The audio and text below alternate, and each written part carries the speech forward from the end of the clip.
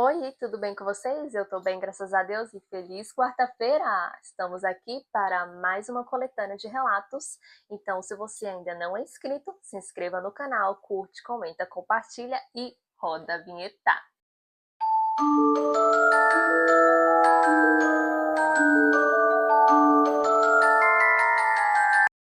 E aí, gente, como é que vocês estão? Deixa aí nos comentários como é que tá sendo a semana de vocês. A minha tá bem, tudo bem. Cansativa, mas estamos aí, galera. Não há vitória sem luta, não é mesmo? Ai, gente. Gente, me conta aí nos comentários, vocês já viveram uma experiência de quase morte? Eu não, graças a Deus, e pretendo não viver também essa experiência. Mas assim, é uma coisa assim que eu acho muito interessante. E galera, eu deixei semana passada no Instagram, quem ainda não me segue no Instagram, vão lá me seguir. Eu deixo sempre ou na descrição do vídeo ou um comentário fixado com o meu Instagram, o meu TikTok. No TikTok eu sempre coloco os cortes dos vídeos, sabe? E no Instagram eu coloco o meu dia a dia, faço stories, faço vlog. Então vão lá me seguir para vocês participarem de enquetes. Eu sempre coloco caixinha de perguntas. Então, se você ainda não me segue, vai lá me seguir, ok? E aí eu coloquei para vocês, eu fiz uma enquete e eu coloquei tanto aqui na comunidade do YouTube, porque a gente tem uma comunidade agora, tá bom? Tô ficando chique, hein? A Virgínia da Shopee. Me respeitem. Para vocês escolherem um tema que vocês querem. Então, se tem algum tema que vocês querem que eu traga aqui no canal para a coletânea de quarta, é só deixar aí no comentário ou deixa na comunidade do YouTube, ou então responde os posts que eu coloco. Vão lá interagir para eu saberem o que vocês querem escutar aqui no canal, tá bom? E se você tem um relato de vida ou um relato de terror, uma experiência, qualquer coisa, o e-mail para enviar tá na descrição do vídeo ou no comentário fixado, tá bom? Então bora lá para hoje eu vou trazer para vocês 3 relatinhos, tá? Todos são de EQM, tá? Experiência de quase morte. Então, bora lá para o primeiro relato de hoje, que é: eu morri e acordei em outro lugar. O nome já foi trocado. Então, o nome aqui dele no relato vai ser Caio, 29 anos. Oi, Jéssica, meu nome é Caio, tenho 29 anos. E eu preciso dividir isso com alguém que não vai me chamar de louco. Não, gente, se você ainda tem um receio de mandar um relato para mim, ou porque eu comecei agora, ou porque você tem medo que eu possa te julgar, ou porque você tem medo que eu possa revelar o seu nome, não tenha esse medo, não se preocupe. Do mesmo jeito que eu peço para vocês mandarem relato para mim, porque eu estou começando agora, para me ajudarem a crescer, eu agradeço.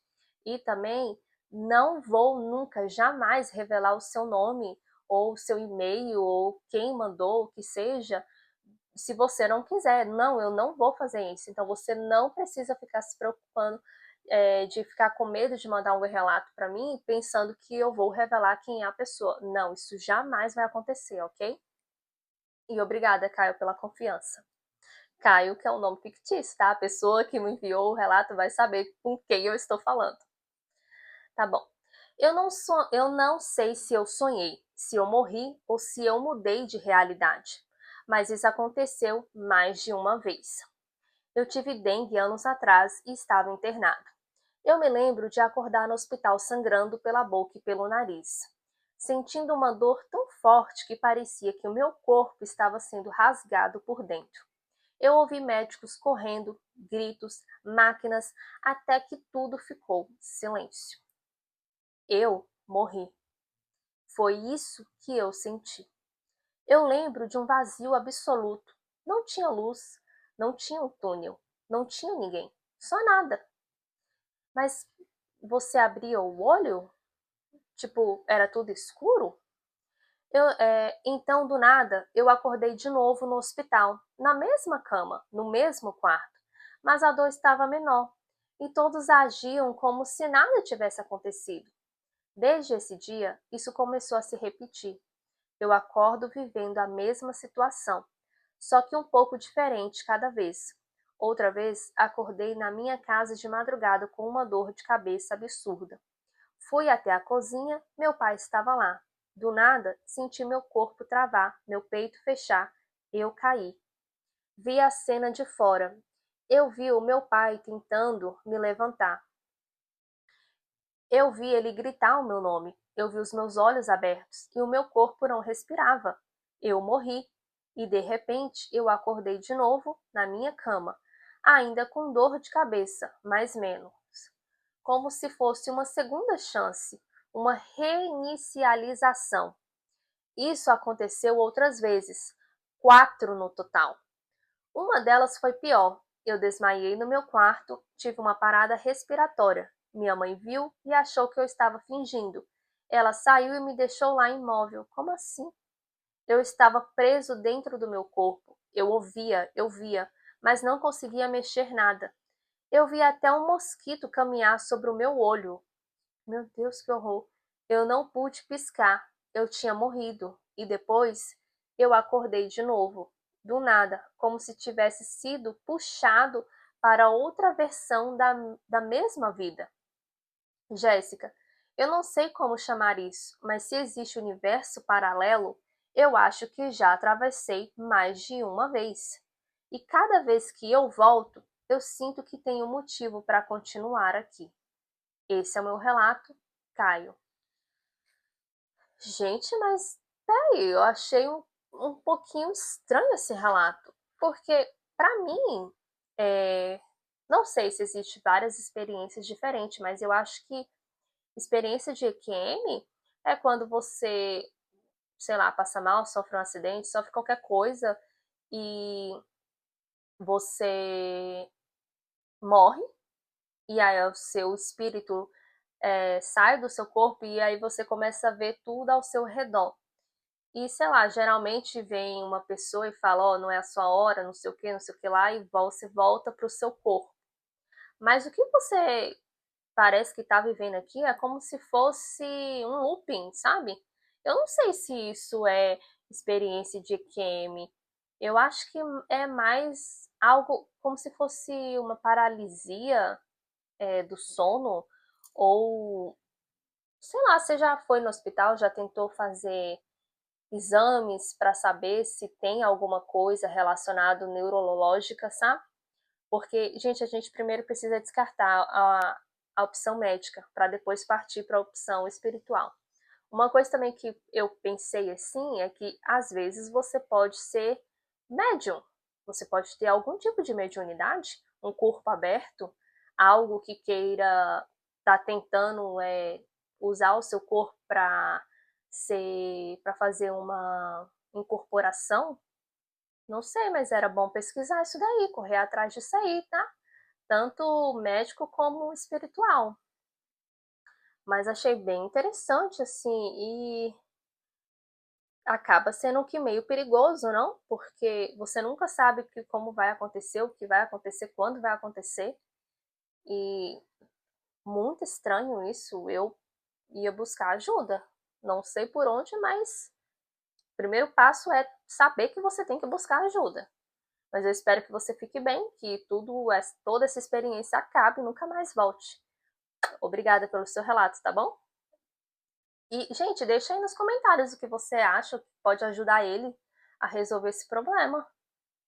E o segundo relato de hoje é: Eu vi o paraíso e voltei. O nome já está trocado. Aqui vai ser Larissa e eu tenho 23 anos. Oi, Jéssica. Eu passei por uma cirurgia no coração quando eu tinha 9 anos. Os médicos avisaram que havia risco de eu não voltar. Ai, Deus que me livre, tá repreendido. Imagina os pais. Eu lembro da anestesia, eu lembro do quarto ficando distante e depois eu não estava mais ali. Eu estava num lugar verde, lindo, calmo, silencioso.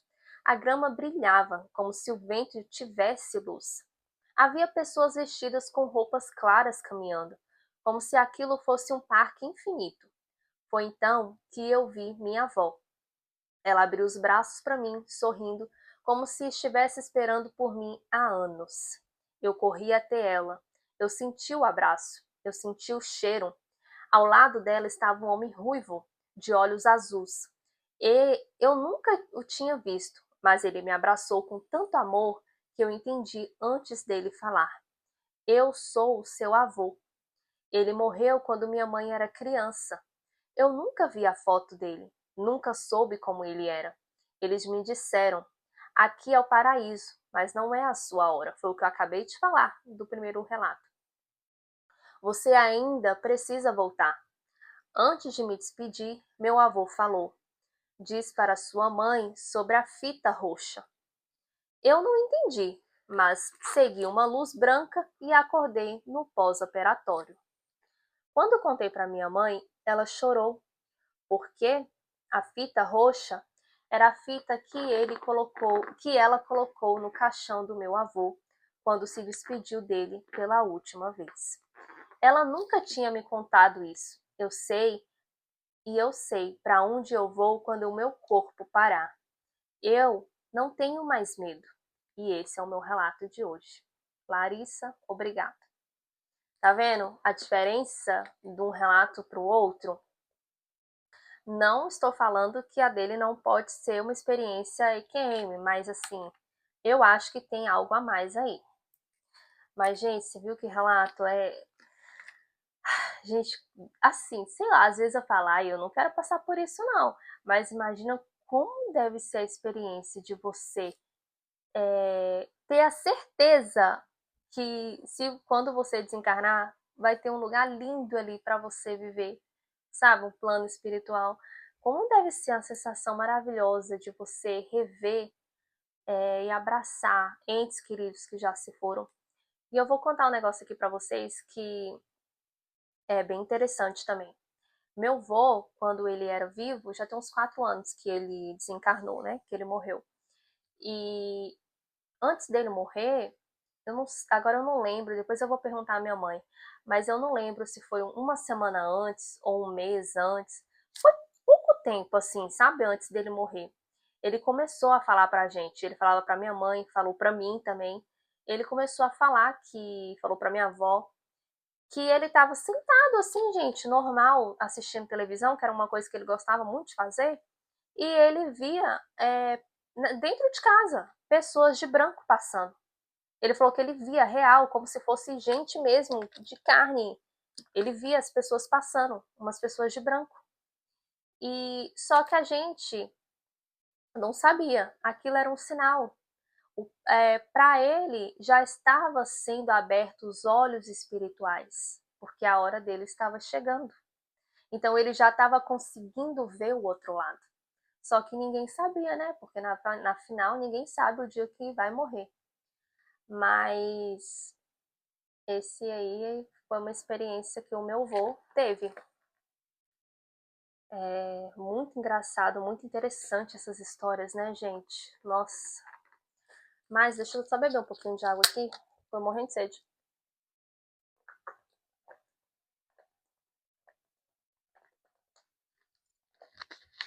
E bora lá pro terceiro e último relato dessa coletânea de relato, que é: minha alma saiu do corpo durante o coma. Os nomes já estão trocados e aqui o meu nome vai ser Camila e eu tenho 34 anos. Jéssica, eu tive uma crise asmática muito forte quando tinha 24 anos. Eu desmaiei nos braços do meu padrasto. Segundo minha mãe, eu parei de respirar. Mas eu vi tudo acontecendo de fora. Eu vi ele me carregar pela escada. Eu vi minha cabeça bater na parede. Eu vi ele me colocar no carro, meus pés ficando para fora da porta. Eu ouvi ele pedindo para abrirem o caminho no trânsito. Mas meu corpo estava inconsciente. No hospital, meu coração parou. Eles usaram um desfibrilador.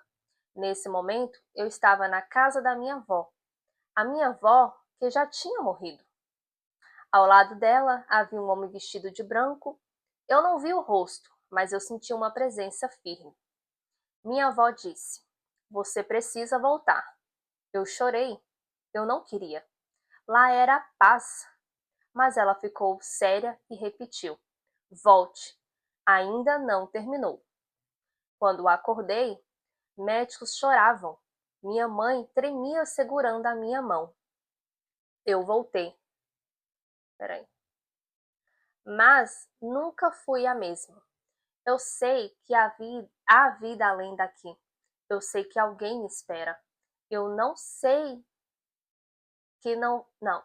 e eu sei que não voltei sozinha. Esse foi o meu relato. Obrigada. Ai, gente, é isso que eu fico pensando, assim, sabe? Como deve ser a sensação dentro da gente de saber, de ver aquele lugar, de sentir aquela energia, sabe?